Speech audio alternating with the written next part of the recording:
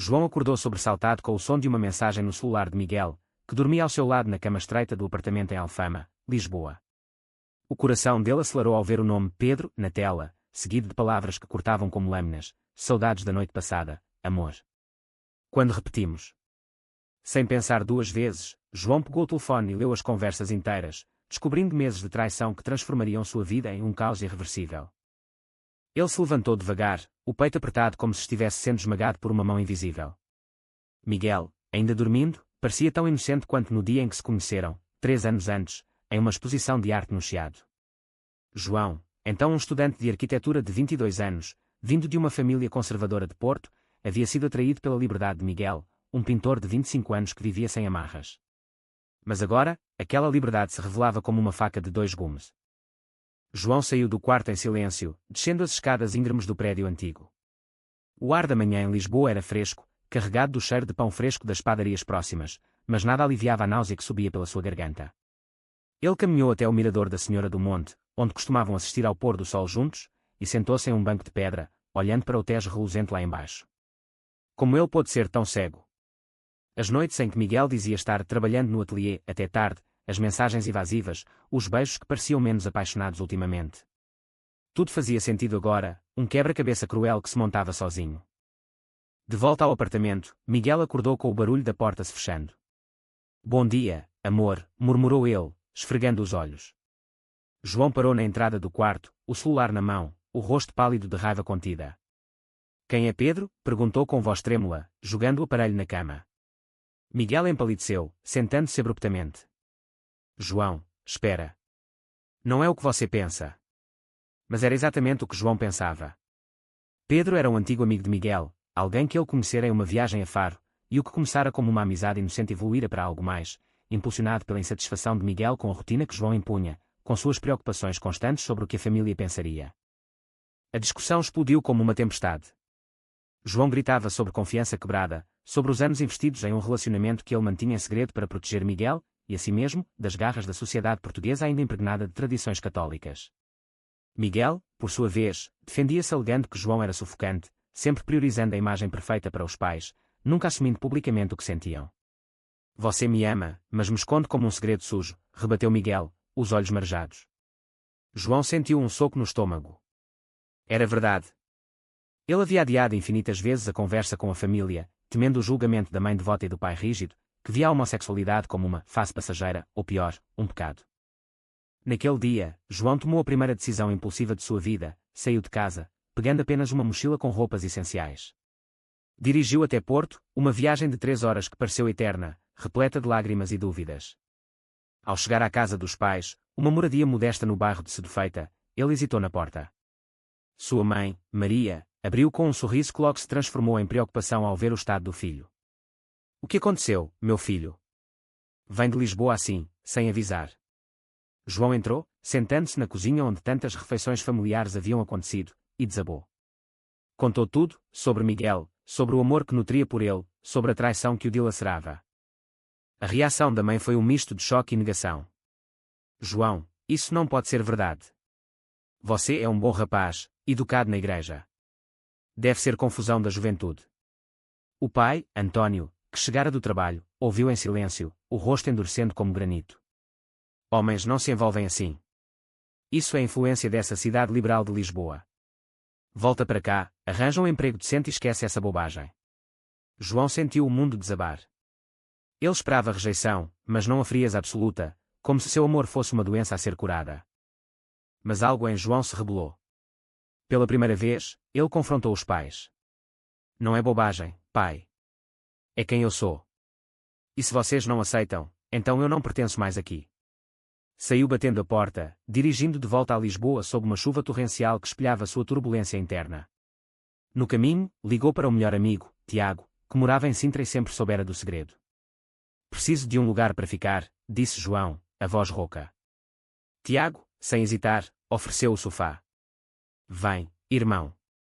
Vamos resolver isso. Ao chegar, João desabou no sofá, exausto. Tiago ouviu a história toda, oferecendo o ombro e conselhos.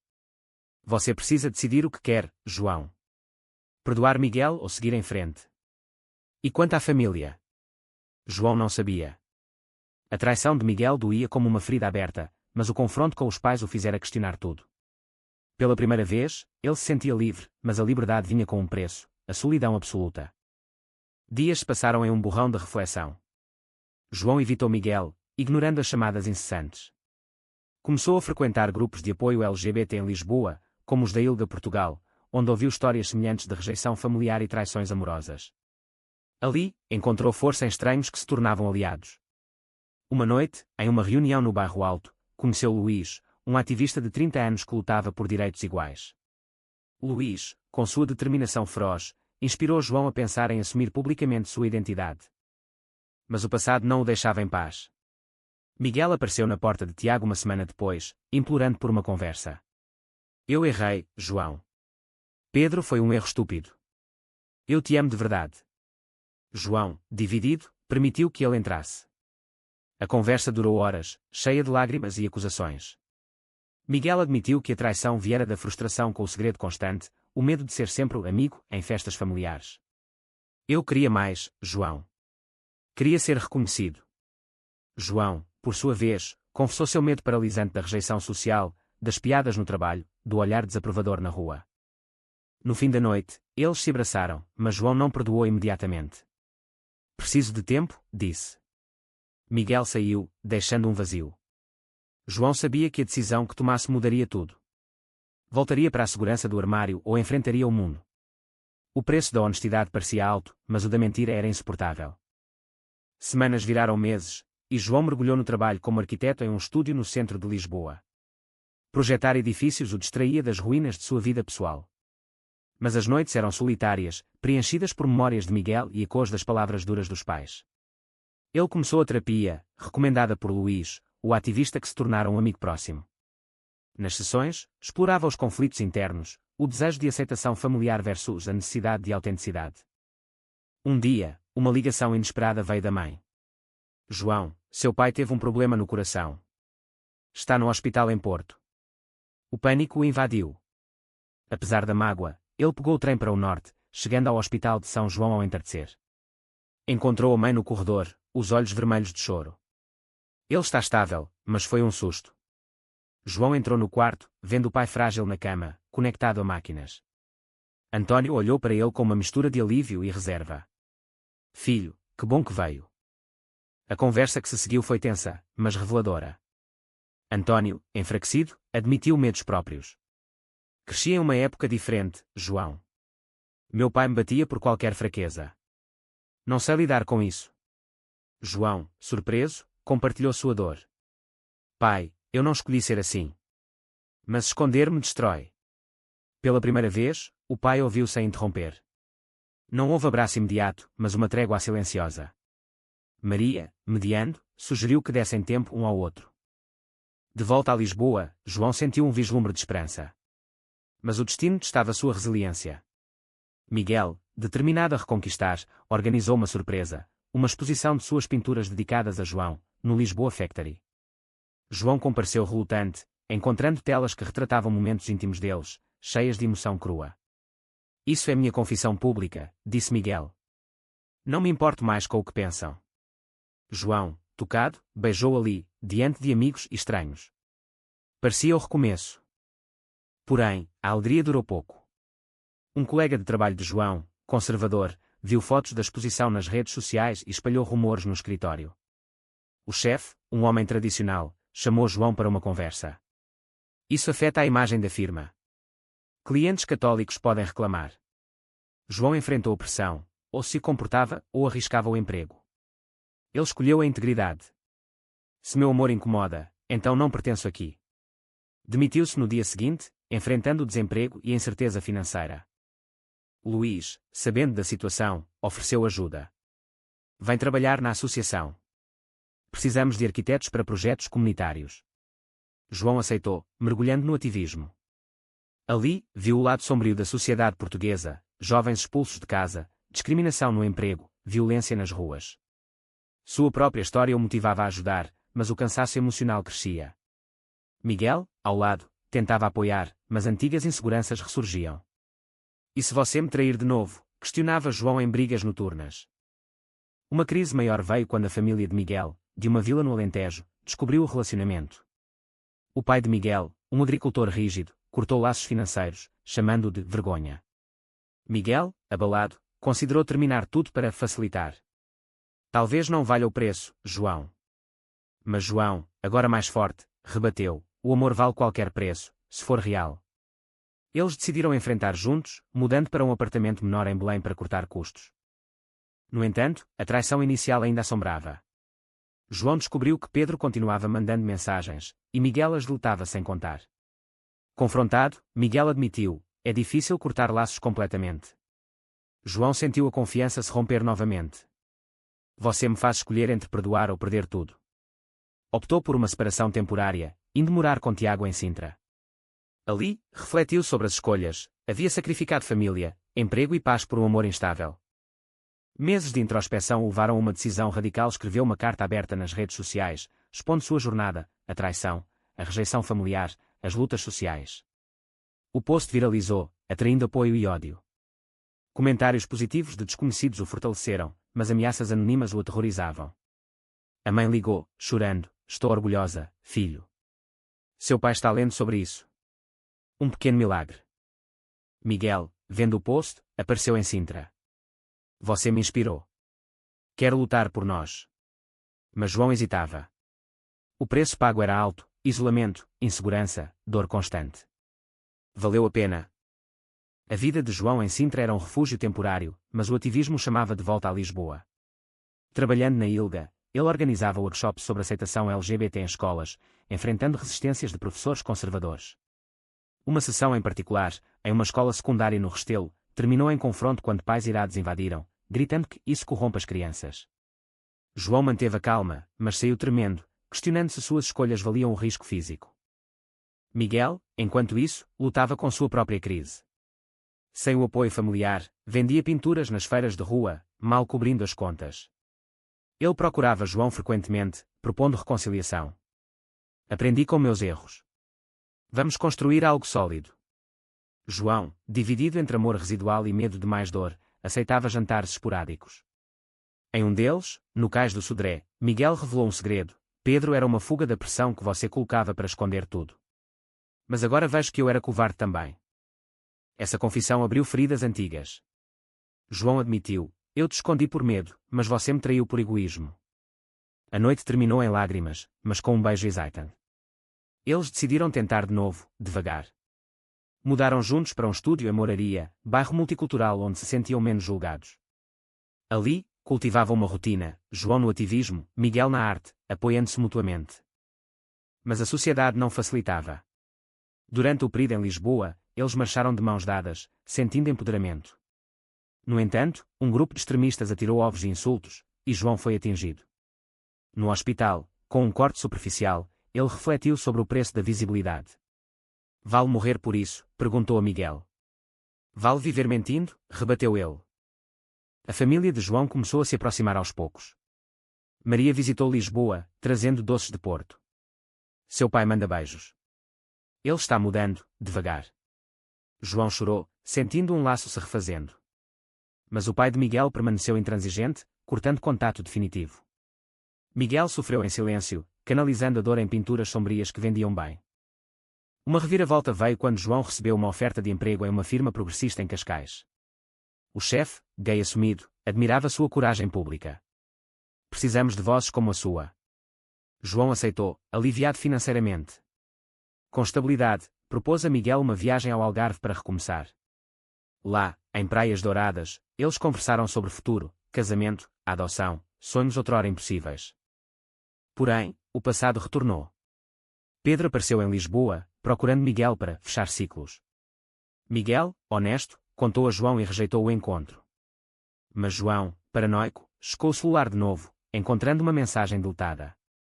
A desconfiança explodiu em uma briga feroz. Você nunca muda, gritou João. Miguel saiu, batendo a porta.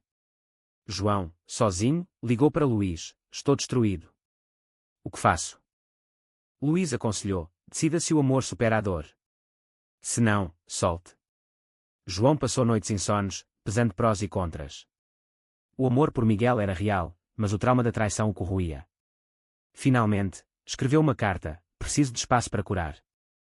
Talvez um dia. Enviou e bloqueou o número, escolhendo a si mesmo pela primeira vez. Meses solitários seguiram. João focou no trabalho e ativismo, tornando-se uma figura conhecida na comunidade. Participou de painéis sobre saúde mental LGBT, compartilhando sua história. O reconhecimento o curava, mas a saudade de Miguel persistia. Uma noite, em um evento no Time Out Market, eles se reencontraram por acaso. Miguel, magro e abatido, confessou: perdi tudo sem você. Mas entendo se não quiser. João, tocado, estendeu a mão. Vamos devagar. Sem segredos. Reataram, mas com regras, terapia de casal, transparência total. O preço era vigilância constante, mas a recompensa, conexão profunda. O reatamento trouxe paz inicial, mas tensões sociais testavam os limites. Durante as eleições, discursos homofóbicos de políticos conservadores inflamavam debates. João, como ativista, organizou protestos, expondo-se a riscos. Em uma manifestação no Rossio, policiais dispersaram a multidão com gás lacrimogéneo.